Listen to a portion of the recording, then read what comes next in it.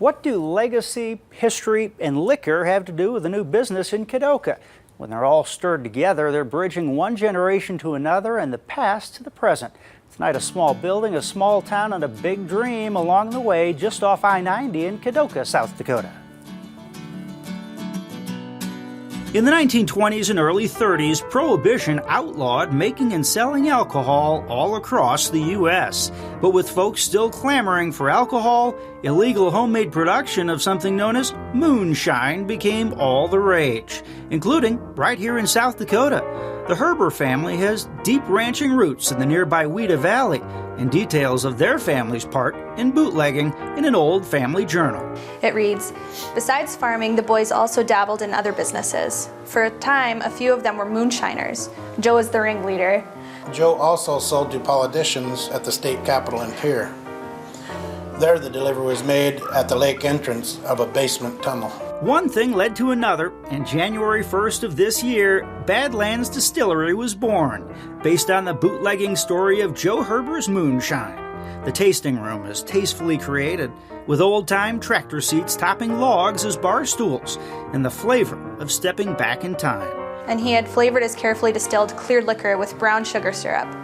After the brew was tasted, tested, and beautifully colored, it was poured into casks and kegs that were charred on the inside. Jim Herber and his friend Mark Eschenbacher are co-owners. It's a small crew, basically just Jim's daughter Shaylee and Mark's wife Sandy.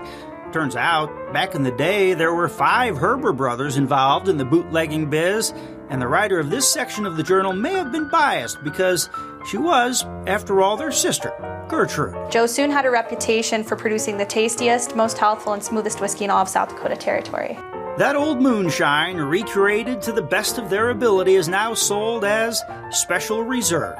Eventually, the bootlegging Herber brothers business did get busted. Shaylee Herber, age 22, would be their great-great-niece. Her father, Jim, would be their great-nephew. And these new generations would like to see their business take off. Something that our great-great-uncle Joe could be especially proud of. I'm sure back during the Prohibition era when he was sitting there in jail, he couldn't hardly imagine that his family would someday continue on his story and his legacy. And as for the present operation, they've added 5 new flavors. But for now, there's still a small artisan distillery. Co-owner Mark Eschenbacher is the distiller and says he's training Shaylee to be a distiller too. We've probably sold about 3,500 bottles since January. You may notice that there's a rattlesnake on the label of the Badlands Venom, and there's a pretty cool story to go along with that.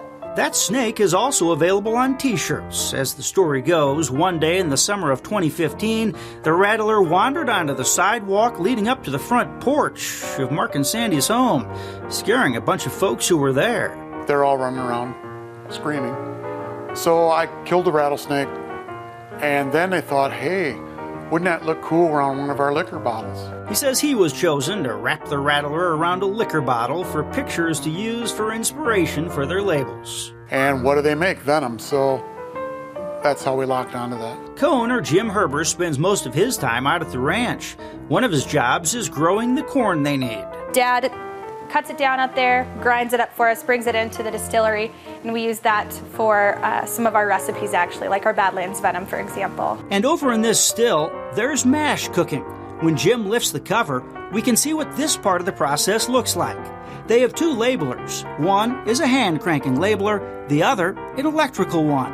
You could say the moonshine business is back, linking generations and inspiring a fresh family pride. Just a knowing that my great uncles did this and were able to start it up again basically means quite a bit, and hopefully my kids will be able to carry it on also. I would say just like great-great-uncle Joe's recipe, we offer some of the smoothest, sweetest, and most healthful whiskey in all of South Dakota Territory.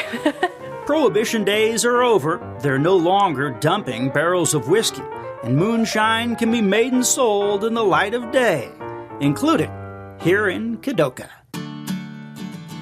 If you've met someone cool along the way, please call or email us to let us know. They say they planned a few more flavors that they're going to add to the collection, including chocolate. Oh, that would be interesting. And they do give free samples in their tasting room. They're not a bar, so they give free samples.